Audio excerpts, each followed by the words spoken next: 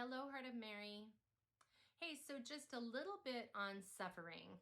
So I have been very transparent in sharing these videos that I talk about anxiety. One thing that's always been helpful is what a friend had always taught me, to offer it up.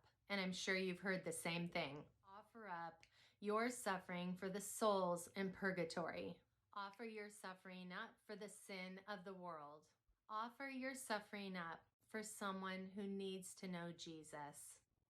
Again, don't let your suffering go to waste. I was speaking with my sister the other day who has suffered pretty much her whole life. I asked her, "Sister, being that you've suffered your whole life, do you also see blessings in those sufferings? Would you change your suffering if you could?" Now, clearly, she has done things through the years as far as taking medicine and different treatments that have helped to alleviate that suffering. But she said 100% she wouldn't change a thing, which didn't surprise me because her positive attitude has been a part of her as well, her whole life.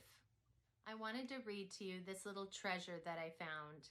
It's called The Way to God, and there is no author attached to it. If my days were untroubled and my heart always felt light, would I seek that fair land where there is no night? If I never grew weary with the weight of my load, would I search for God's peace at the end of the road? If I never knew sickness and never felt pain, would I reach for a hand to help me sustain? If I walked not with sorrow and lived without loss, would my soul seek sweet solace at the foot of the cross? If all I desired was mine day by day, would I kneel before God and earnestly pray? If God sent no winter to freeze me with fear, would I yearn for the warmth of spring every year? I ask myself this, and the answer is plain. If my life were all pleasure and I never knew pain, I'd seek God less often and need him much less, for God sought more often in times of distress.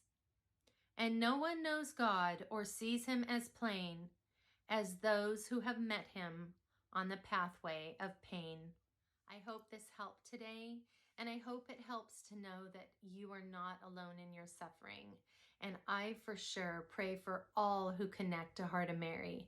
So again, you are not alone in your suffering.